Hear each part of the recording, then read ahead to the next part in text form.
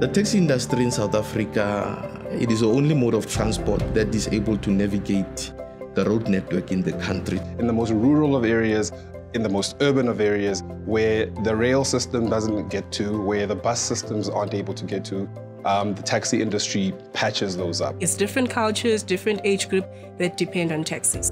In excess of 1 million people are employed in the taxi industry. We take it as 1.8 direct jobs and just over 3 indirect jobs that are created around the financing of every taxi.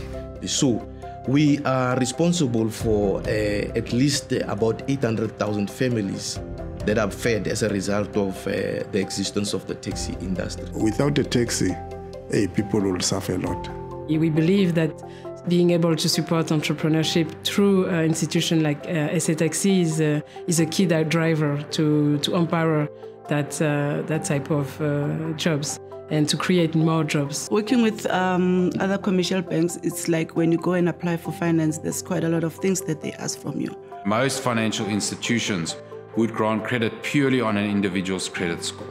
What we look at is the business itself. We look at the individual, we look at the nature of the asset, we look at the route, we look at the data we've got on the route, and we make an informed decision on the cash flows of that business to say that the operator who's running this vehicle on that particular route can actually make it a going concern. So our role in the industry is that of a partner in a business. We ensure that their businesses keep operating so that people can get to work, essentially, and students can get to school.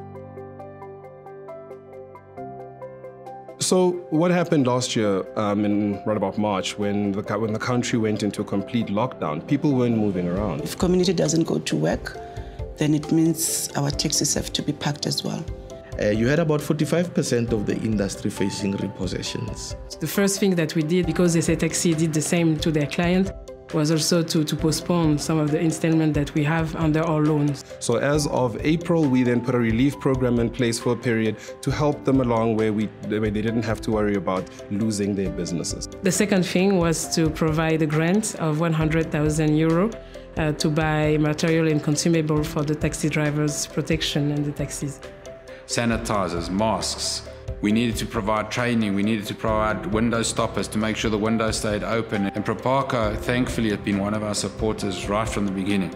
And we were fortunate enough not to have actually lost a single employee through retrenchment due to COVID, and we managed to pay all our employees 100% of their salaries throughout this period. No driver lost the job, queue marshals are still there, clerks in the offices are still there. So the commitment from everybody who was able to understand the impact of COVID made us survive.